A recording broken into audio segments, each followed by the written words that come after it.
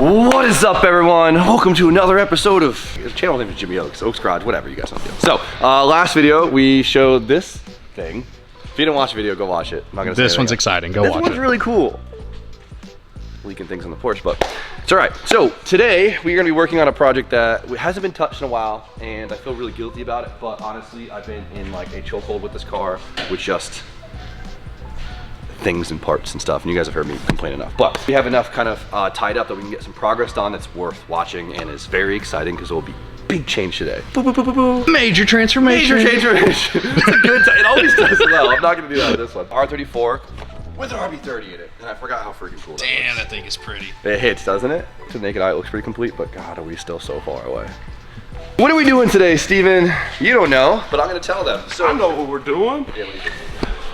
I don't know what we're doing. What's going on? Today, what we're gonna do is we're gonna be trying to get probably most of the entire front end on because we need it.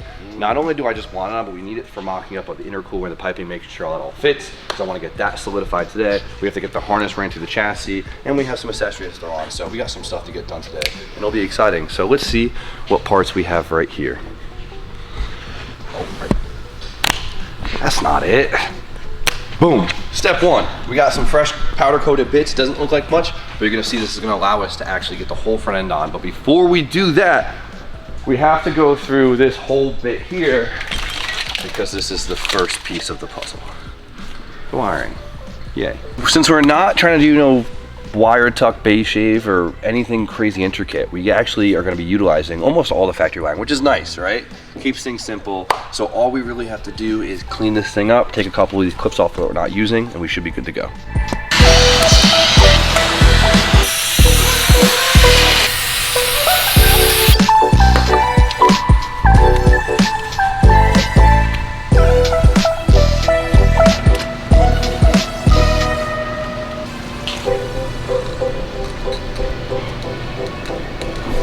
But I actually cleaned up pretty well. I'm not mad about it. You gotta remember how much road grime and grease gets all in your harness. Don't put an oily harness back in your engine bay if you're doing a swap. Just take the second. Like, especially like rotaries. Like every time you pop a hood on an FC, it's just like all the wiring's all oily and whatever.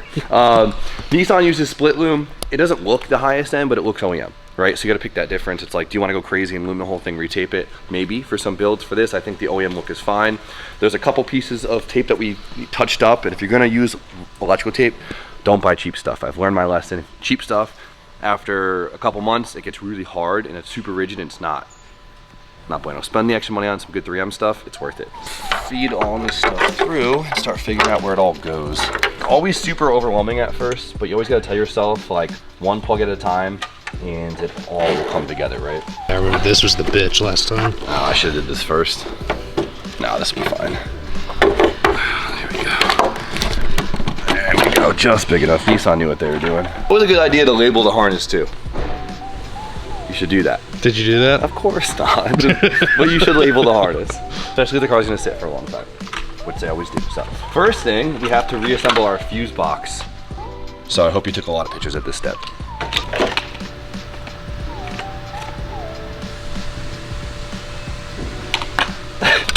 Oh, that's good. One more. Oh, easy. I used to hate like having fuse boxes, and I used to want to wire tuck everything, but like I've really come to just like the OEM look. Just turning into an old man, I guess. I don't know. And for now, we can just get the cover back on. Boom. It's like kind of ugly. No, it's OEM. No. You know what I'm so mad about? I am so devastated. We kept this bracket on. I think I probably thought it was for the fuse box, but it wasn't. So now we have this bracket in it that's not being used. I'm so pissed. You think about it too much. Oh, That's fine. That'll kill me. I am so proud of us for not breaking these clips, so they're so nice when they're still there. All right, everything is in place enough where we can start mocking the front end up so I can start actually figuring out where I can hide these. I'm not gonna tuck it. I'm just gonna tastefully hide them, all right? Just like an S chassis, from factory, the harness is put underneath here, right? Which doesn't seem like a big deal, but once you start lowering your car, your wheel will start to rub on this and it'll wear it away, and all of a sudden you have electrical issues and it sucks, right? And you have to take your whole front end apart and do all this. So We're gonna do it proactively now before we put the front end on, and when we lower the thing, it doesn't rub through it and cause a bunch of issues. Right now, there's a bunch of loom on this, and it makes this a lot thicker than it needs to be. So we're gonna take this off because it just really starts to take up a lot of room. So I say this as if it's like a Nissan issue, but it happens with a lot of manufacturers. So when you're at this stage in your project, be mindful of where your harness is being laid, because you don't want to have this issue down the road. Tape this just to close it together.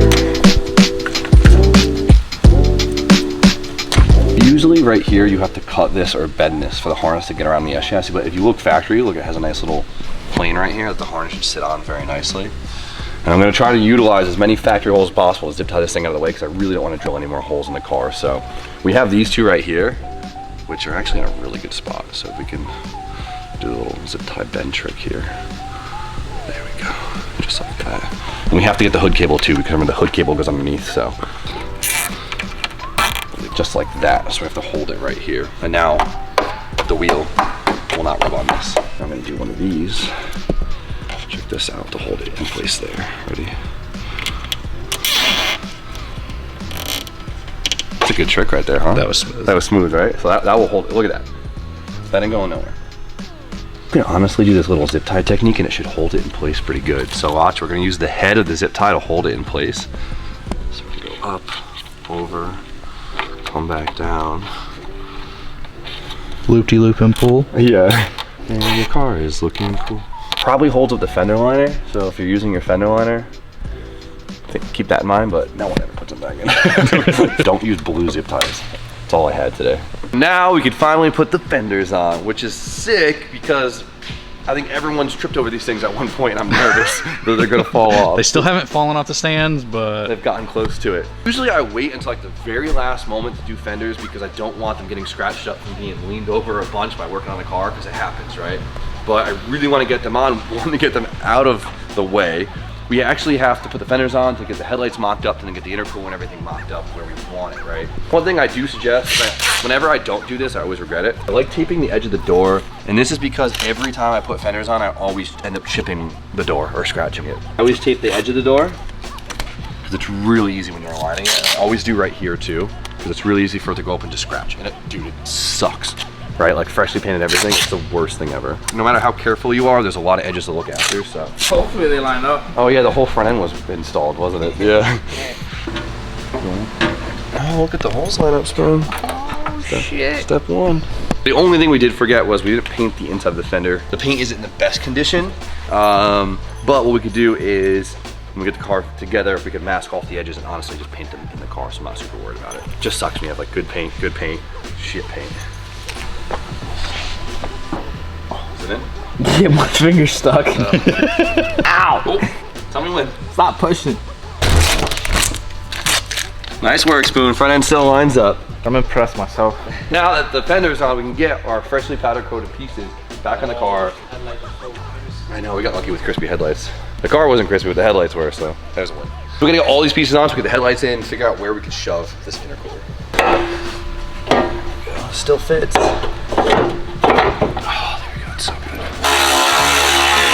Running the factory rebar on this car was actually really important. Some cars can get away with just kind of getting rid of it and making your own, or some guys just don't run it, which I don't suggest. But we got really lucky because this one actually gives us a lot of room for intercooler, so we don't have to stress it too much. But all the bumper brackets and headlight brackets bolt to this thing right here. So if you get rid of it, it's gonna be a pain in the ass to get your front end to actually fit nicely. So the first thing is this bumper bracket right here, right? It supports the bumper, you can see where it slides into. And this bolts to here, here, and then to the fender.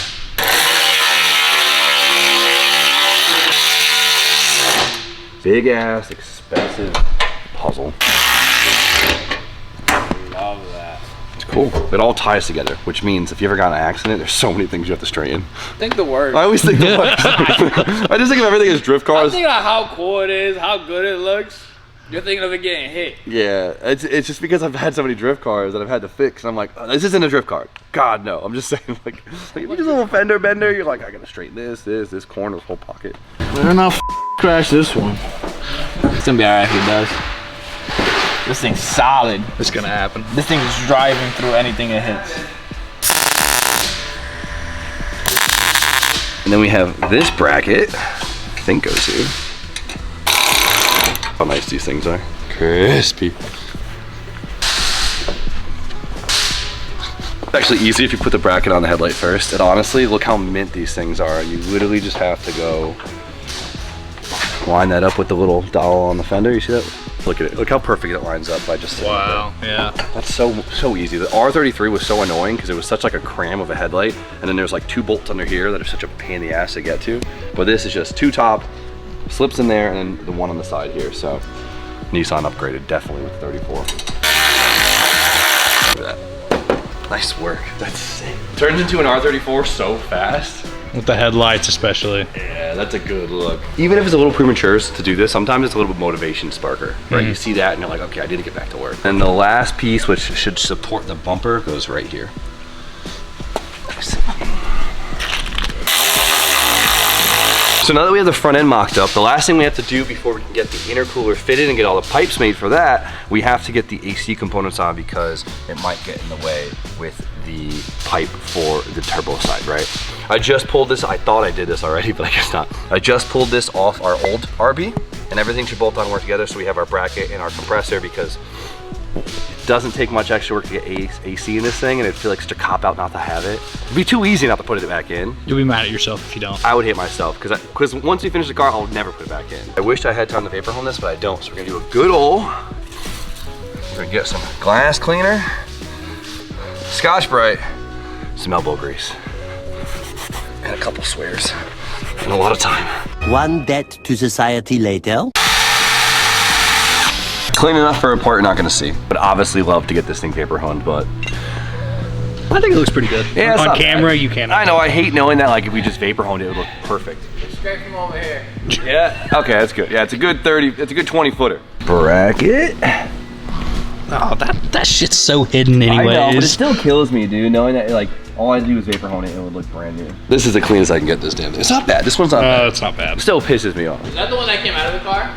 Yeah. Works fantastic. Don't even worry about Yeah, it. I think it hit, right? Spoon was daily driving this car for like, I don't know, a week before. Yeah.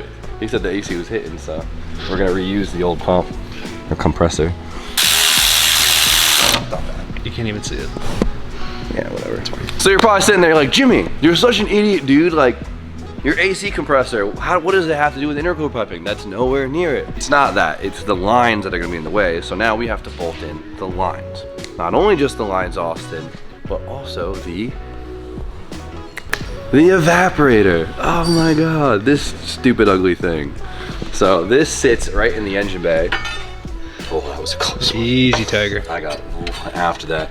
And even that is not actually in the way at all. Listen, do your fabricator a favor. Have everything mounted. Bring him the car last. That's a good point. #1 pet peeve of a fabricator is having to do things twice. Especially when it's not his fault. Dude, what the heck? Like, there's custom piping that doesn't fit. Like, oh, I put my headlights in, they don't. Yeah. As you guys can tell, it's crusty. The lines, these always get crusty, but what's really nice is they clean up really easily. So just get yourself a red Scotch-Brite. Don't look at your buddies in the eyes when you do this. Or do, whatever. Your eyes are a bit green. Looks mint. So let's get the rest of this to look like that. That took a long time. But tell the lines look mint. These things are 25 brand years new. old. What a pain in the ass. That's worth it. Let's get this stuff bolted. Got a fresh bracket for it.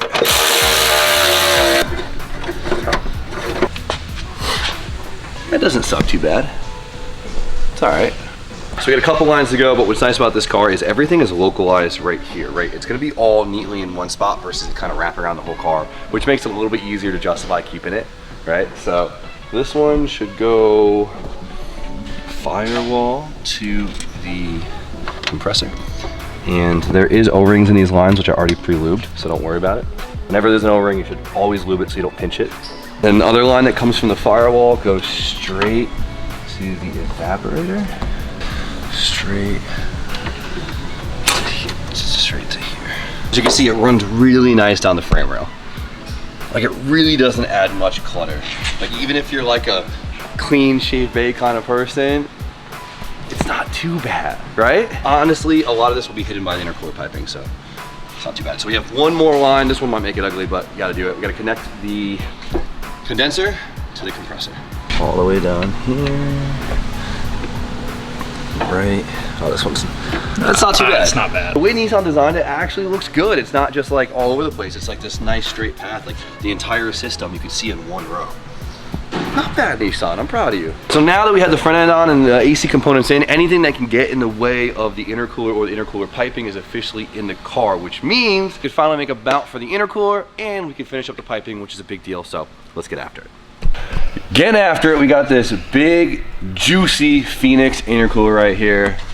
Kiwi parts on our RB30 car, it only makes sense, right? Some trimming required. A little bit of trimming. We actually had to trim the bash bar a little bit because when we tested it the first time, this wasn't on, so it is what it is, but not a lot. It fits so good. It does fit really good. This is a big ass intercooler, so we got to mount it, right? People sleep on mounting their intercooler all the time. It's like the #1 thing on project cars is no one mounts the intercooler well. You see it hanging off, flopping around, being held up by the piping. Don't do that, especially on drift cars where you're moving all over the place. Most intercoolers come with 4 mounting points. Use all 4, please. Sometimes you got to weld brackets to it or new thread pieces, but we got pretty lucky.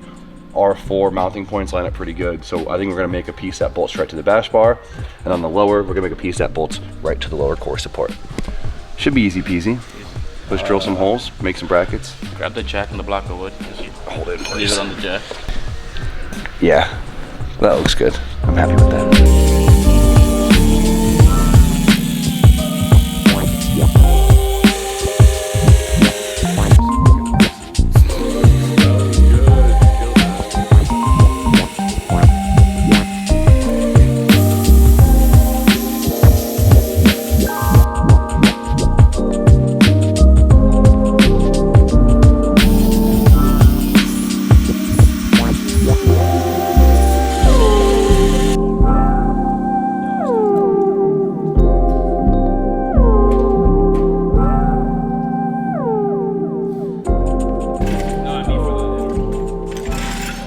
So we got the top ones beefy to hold the weight of the intercooler, and then we have the bottom one that's just basically stabilizing it, right? Right here. Nice and easy, kept it simple. We just bridged it in the center so we wouldn't have to riv nut the factory chassis, because I like to avoid riv nutting chassis when you can, because even if you seal them up, I mean, it's another prone thing to get rusty over a long period of time, but this thing, stable. I ain't going nowhere. You could jack the car or buy it. Could, don't do it. To attach the turbo to the intercooler to the intake, we have this pile of Vibrant goodies, right?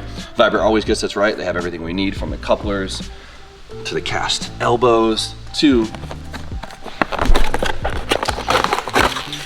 all the pipes. Hell yeah, you ready to glue some pipes together? Yeah. Yeah. Yeah. When it comes to planning out your intercooler piping, it could be a little overwhelming, right? Because there's a lot of pipes, there's a lot of couplers, all different sizes. It kind of gets your head all crazy. But if you start writing stuff down, it makes things a lot easier, right? Step 1 is figuring out what size, well, pipes you want to use, right? For me, I usually like using 2.5 inch on the hot side, right, coming out of the turbo, and anywhere from 2.75 to 3 inch on the cold side. Once you know the size of your piping, you know what you need to adapt to on all the other pieces. Starting off, you need to know what size is coming off the turbo, what size the intercooler end tanks are, and then of course, what size the throttle body is. You write all that down, all you have to do is then adapt it to the size piping you have, and it's easy. It's a little bit tedious, but just write it down and you won't be so confused. The outlet on turbos are always pretty small, right? And usually you're gonna wanna go 90 degrees right off of it. We used to use 90-degree couplers a lot just so we didn't have to weld to the housings. Honestly, because I don't really like the way it looks when they weld into the housings. But what sucks about 45s is they're definitely more prone to ripping, and they're a lot trickier to find at the track versus a standard step down or a straight coupler, right? The more straight couplers you could do, the easier it is to find a coupler when you're at the track and it's torn and you're trying to get back out there. Given it's on a track car, we just like to use similar mindsets. Yeah, first cut's always the hardest. When I'm doing intercooler piping, try to keep it aesthetically pleasing, simple, and away from everything. I hate piping that don't make sense. You see some pipe and you're like, damn, he got lazy. Yeah. Yeah. Like, he didn't put no thought into that. For sure. But for me, I just like to make sure we have room for other accessories like our intake, because sometimes you'll make your hot pipe and you want room for your intake, and of course you don't want to buy anything moving or buy anything hot. Make it make sense. It's not like that. Make it make sense. Stare into the light. Ready? Yep.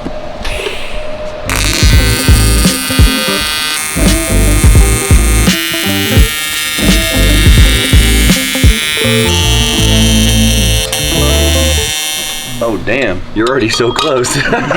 You can make your system with the shortest amount of pipes as possible. That's less volume you have to fill with your air pressure, which makes the boost come in a little bit sooner, right? And the least amount of connections. I get all one piece. Try to. As long as you're able to remove it from the car in one piece, you gotta remember that. I've had some where I've made it and I've literally had to either jack the car way up just to snake it out. Mm-hmm. But this will be good. Try to think ahead. Always cut less than what you need. So measure once, cut twice. That's kinda what you're saying. You're probably better off cutting a few times. And then with a good cut, you get the nice. Good pipe, Spoon. Pretty good at laying pipe. The Spoon's about to tack that up. In the meantime, we have this circle right here, right? It has a nice sharp edge on it. And what's gonna happen is the intercooler piping is gonna move when the engine moves, because it's gonna happen. And the pipe will hit this. Not hard, but it will hit it a lot over a long period of time, and this will win. And it will rub a hole into the aluminum, and you're gonna have a bad time. You're gonna be chasing your ass with a little boost leak, and you're gonna hate your life. So, very, very common trick is they sell this stuff called edge guard, which literally just slips over this edge and makes it nice and clean. You can get that at your local auto parts store. Or another age-old trick is to get a piece of vacuum line, and we're gonna cut a slit on the outside so it could actually go on this edge here. So, I'm trying not to cut myself. There we go. Open up the tube. We could just, boom. Look at that. It looks clean, and we have a little rubber isolator in between the intercooler piping and the chassis. So with some standard piping, it's just a flat edge, goes in the coupler, right? And it's super easy for it to come out. Before Spoon welds this piece up, he's got something to fix that. This nice fancy Furic bead roller puts a nice little bead on the edge. Old school trick, if you don't have one of these and you have a welder, lay a bead right on the edge. Oh, I thought you were gonna tell him the crush technique. Oh no, I'm not even. Don't even give him the option. I'm not that guy. Don't give him the option. Yeah, but if you have a welder, just put a few beads on the edge just to keep the clamp from slipping off. It's like a can opener. It doesn't cut. Reverse can opener. Reverse can opener. Take your time, don't try to do it all in one shot. If you do, it comes out crooked. Ask me how I know. See that? Little hump for the clamp to hold on to so it doesn't just slip off at high boost.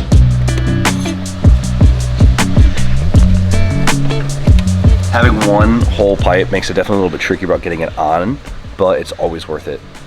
The least amount of couplers, the least amount of chances of boost leaks. You don't want to waste it.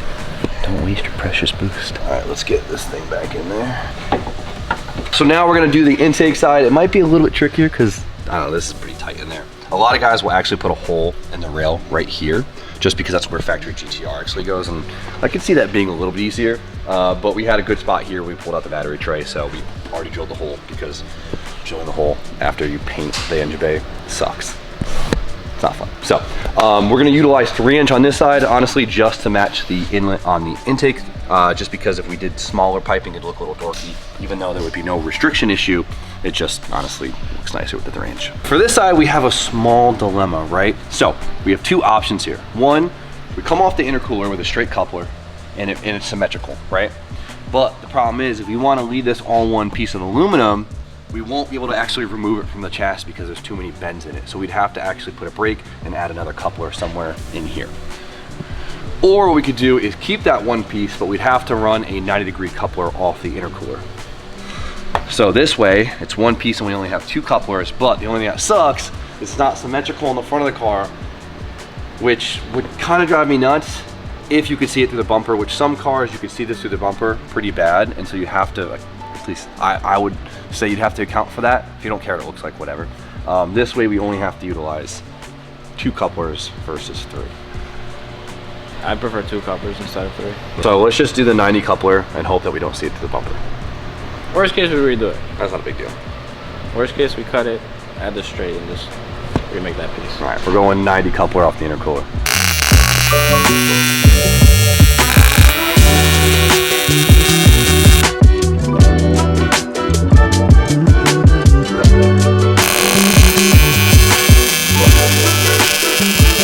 That looks legit.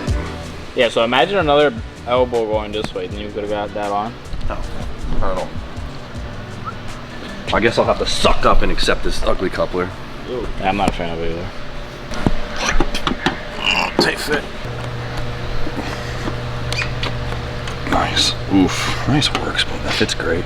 Good fit? Yeah, it's a good fit. I love getting intercooler piping and the intercooler on because it makes it look like so much is finished, even though there's so much work to do.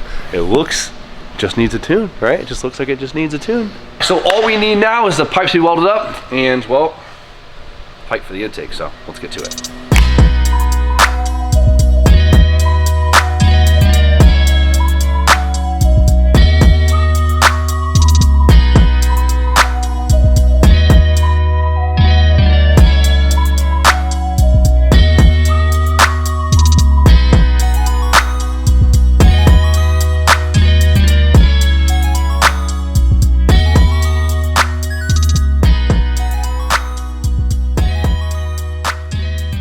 Man, do we still have a lot of work to do, but major progress in today's video. I'm very happy. The car looks amazing. Like, it's a good motivator to see the front end back on with all the pipings and stuff. It looks good. It looks fast. I'm happy. Everything fits great. The RB30 now doesn't look as big to me in here. I don't know if we've just been staring at it for so long, but I mean, I don't see other RBs enough to notice the difference. To know. It definitely is bigger looking in here than usual, but hell yeah, good step in the right direction. We got to finish up the fuel system. We got to do the wiring. I got to do the cooling system. I got to finish up the accessories and make a fan shroud. We got to do a whole exhaust. I got to do the brake lines, and then the list continues. But building a car takes a lot of parts. it takes a lot. Every time I build a car, like I've done it so many times now, and every time I get to this point, I'm like, damn, why do I do this every time? This is so much work. It's way too much money. But motivation is here. Very happy.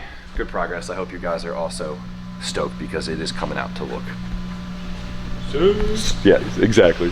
Sick is the correct answer. So for now, we got other stuff to get into. I think it's time we're going to spend a day or so digging into the FRS. Clean that thing up. I really want to see how well it cleans up because I think it's going to clean up really well. And we're going to go through the engine, make sure that thing is good, and see if we can get the thing to fire. That would be the goal. So stay tuned for that. But for now, you guys know the deal. Like, comment, subscribe. Stay tuned for more content. And Spoon, Have a wonderful night.